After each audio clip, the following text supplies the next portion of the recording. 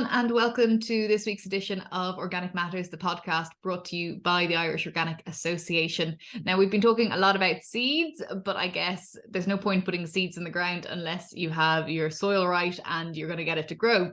So someone who's going to help us figure all this out is Robbie Byrne, who was the founder of Precision Nutrition and is obviously still very, very active in the company. Robbie, thank you very much for joining us this week. I guess give people a rundown. What does Precision Nutrition, what does that actually do? Thanks a million, Hannah, and thanks for giving us the opportunity to speak. Precision Nutrition, I suppose we started off, it must be nearly 14 years ago now, Hannah, and the idea was to get a little bit more, as it says, get a bit more precise about nutrition. And I felt, based on some of the background I had in I suppose, coming out of college and doing some work experience with Tomás McCabe in UCD, it led me on to a master's in soil and crop nutrition. And we knew we could, tie it in more with plant health and soil health than traditionally was being done. So I suppose that's how it ticked off. And, we were keen on also, as well as feeding crops and feeding soil, we looked at feeding microbes. And the whole idea was it done through the soil, or could you also do it through maybe foliar feeding through the leaf? So that's really what sparked it off, just with a slightly different view, but to tie it in with plant health and soil health. And I think it's only really in the last year or two that those areas are starting to come more recognised now for the value that they do contribute.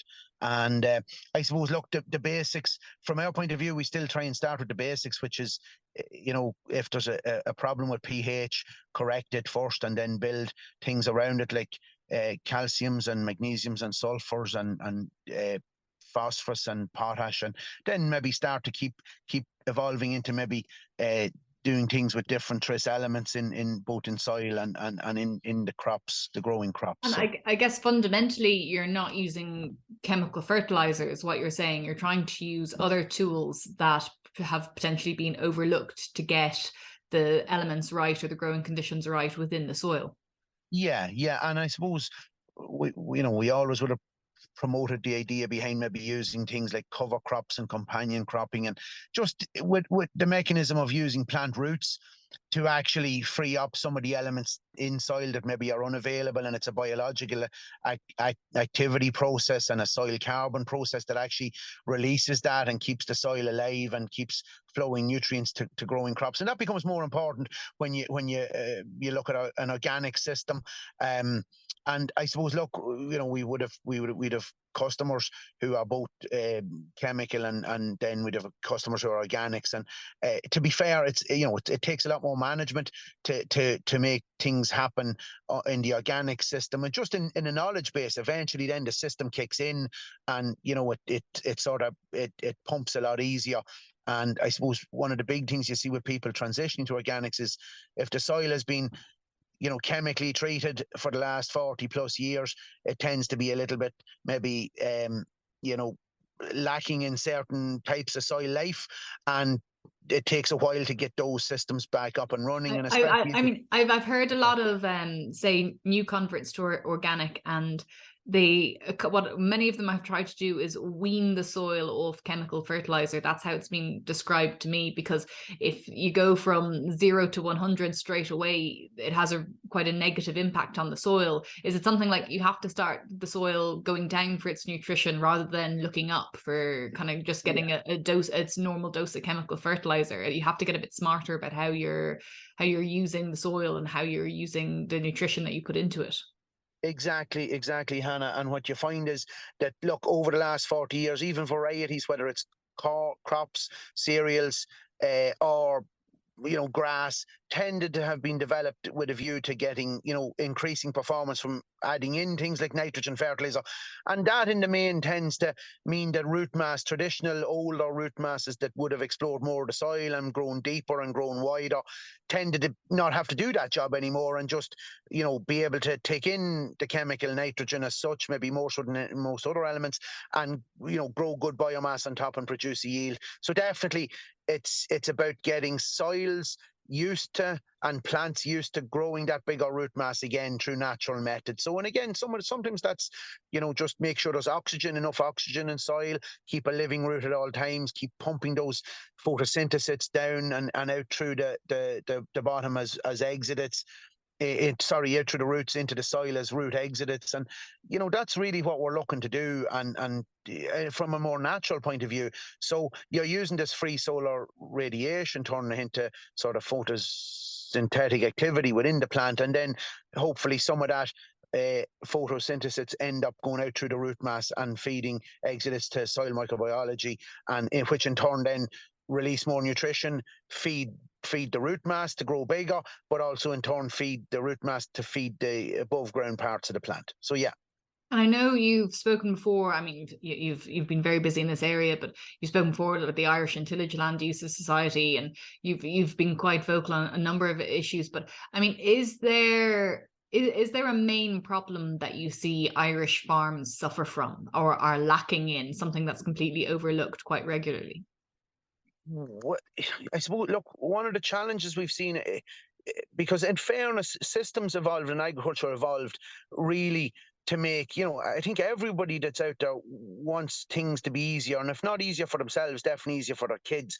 And if you go back far enough, like my dad often give an example of, it's like a big pair of pliers, pincers, and they hang at home, and well, my grandfather shed, and my dad would say, well, on a wet day here, the workers would throw sacks around their shoulders, and us as kids, and you went out and pulled thistles out of the wheat. So all of a sudden, chemical herbicides came along, make that that drudgery was taken away.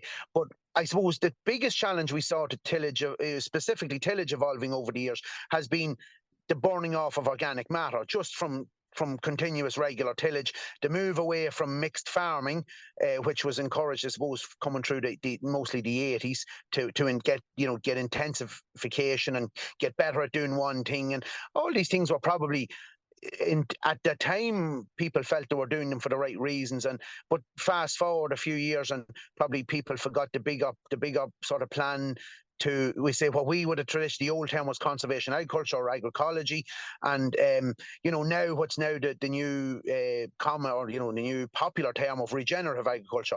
But I suppose that loss of organic matter over the years has been a big challenge and a big loss. And then I suppose with grassland management over the years, the development of the varieties and the systems that suited high nitrogen levels, and now because we see challenges with the environment and with the cost of fertilizer, people are probably having a really good look now, going back at some of the old data on multi-species swards, for example. So again, and we see with multi-species swards, they're exploring more of the soil, different families, monocultures not encouraged. So the positives there for both sides, because we do see this. We have a lot of tillage farmers who are using cover cropping and multi-species cover cropping for the last number of years, and organic matters are rising without any inputs from maybe slurries or animal manures. So there's a lot of positives that farmers can take, but they were probably two of the big challenges we saw: organic matter on one side, and then this dependence on soils to perform and provide nitrogen just from applied chemical nitrogen. So I think the move towards the multi-species and the introduction of legumes in rotations and as part of cover crops and tillage has now started to, so the soil is supplying some of its own nitrogen in its own way, or the previous crop is supplying more nitrogen. So I think that's two very positive outcomes from the last few years' challenges. And I guess, nearly every farmer out there will be familiar with NPK. You've got nitrogen, phosphorus, and potassium. Those are the three big hitters. But there's a lot more than that kind of going on in the soil as well.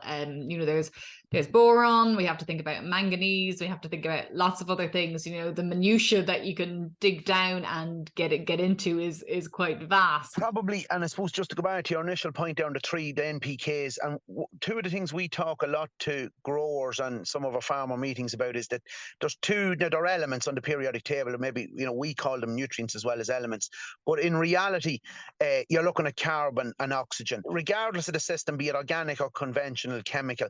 If the soil is lacking in oxygen, i.e. if it's compacted, you won't get the response, you won't get the root growth, and you won't get the crop yield. And how can you tell if it's lacking in oxygen?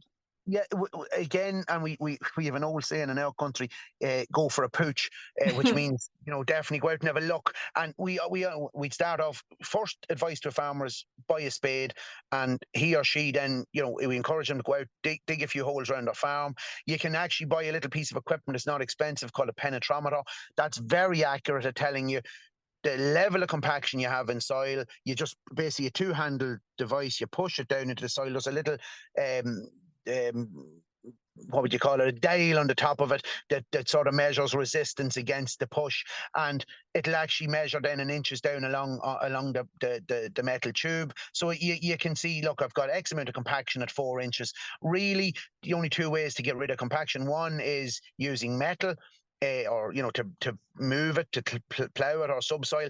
And we'd always try and encourage people to look at using plants to move that compaction. But sometimes the plants can take a bit longer, and if people need to fix something, they'll, the advice would be to go in and do a bit of aeration or a bit of flat lifting.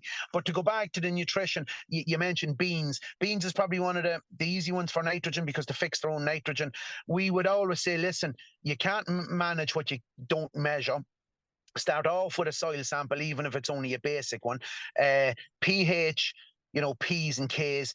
Again, for crops like you mentioned, like beans and clover, if the pH and the calcium levels, pH and calcium, sometimes pH is just considered on its own, but we look at pH as the 4 big cations driving that, calcium, magnesium, potassium, and sodium.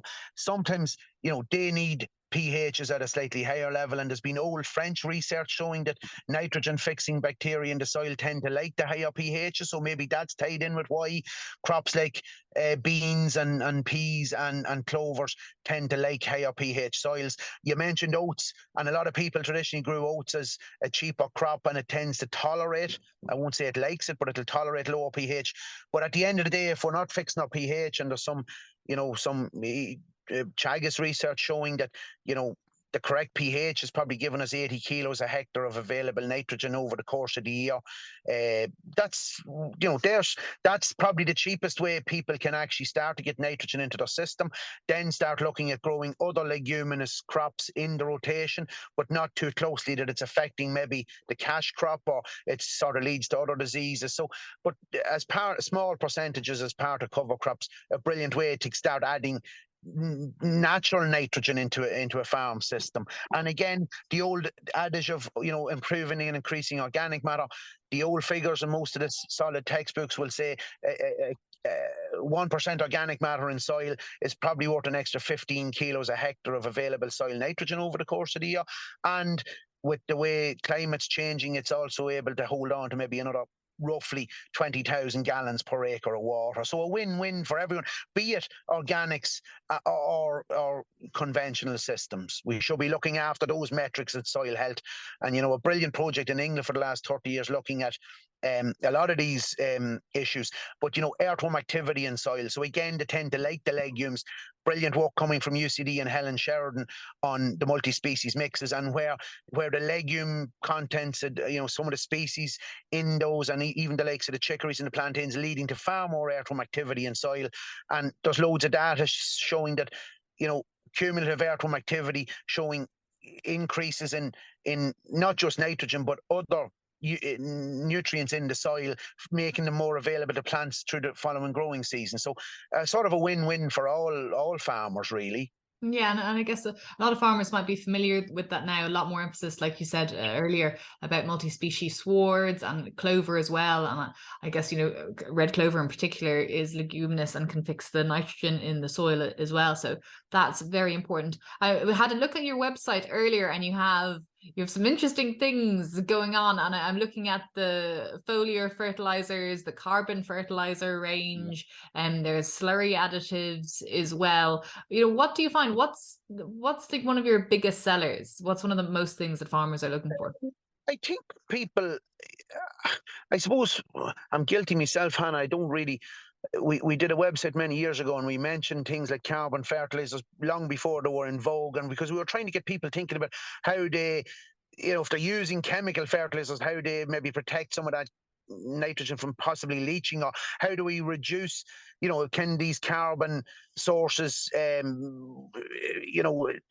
give us an extra 5% efficacy that you can use less. Our goal was always to reduce chemical nitrogen in the system, because we found it led to, as well as giving the potential for high yields, it also gave the potential in a country like ours with the climate for diseases and pressures. Then look, we see now the current knowledge, awareness on environment. So from that point of view, we always looked at things like cover crops, carbon fertilizers, the soil microbes, and in general, now there's a move towards nitrogen fixers for applying to soil, and we've done bits and pieces on that over the years. It's been hard to get people to think about that for the last 20 years, but now it's actually starting to become an issue, because I suppose how would I say it? The cost of fertilizer, the cost of chemical fertilizers sort of quadrupled over the last few years, and all of a sudden people are looking for other alternatives. I suppose, look, our biggest selling products would be a couple of seaweed-based products we put together. We tend to encourage people to do soil analysis, fix soils, and then do sap analysis on their growing plants, and then what they see maybe a little bit deficient, maybe fix that. And you mentioned boron at the start of your intro there. We've seen some fantastic results on feeding boron into grassland, and you mentioned carbon fertilizers. Like there's innovations in organics where chicken manure pellets on the go. It used to be just raw chicken manure. It used to be mushroom compost. There's many things people can use, as well as the cover crops and the legumes, and to like actually supply that. how do you feed boron into the soil? Do you make up kind of like a big mix and put it in a sprayer and spray it onto the land, or how do you do it? Yeah. You can actually use things like we'd say boron granules as a granular application. You can use things like Solubor, make it into a foliar application, or some of the more ready-made liquid boron. So but again, look, some of this would have been based on, we've done some grass trials over the years. It's based on a bit of testing the grass, see what's short, play around with it. So I wouldn't just don't go out and just everyone start applying boron. Well, no, yeah. it's not. It's fairly powerful. I don't know if you want to do that unless you need it. And when you get up to excess levels, it can become a bit, can be toxic to certain plants.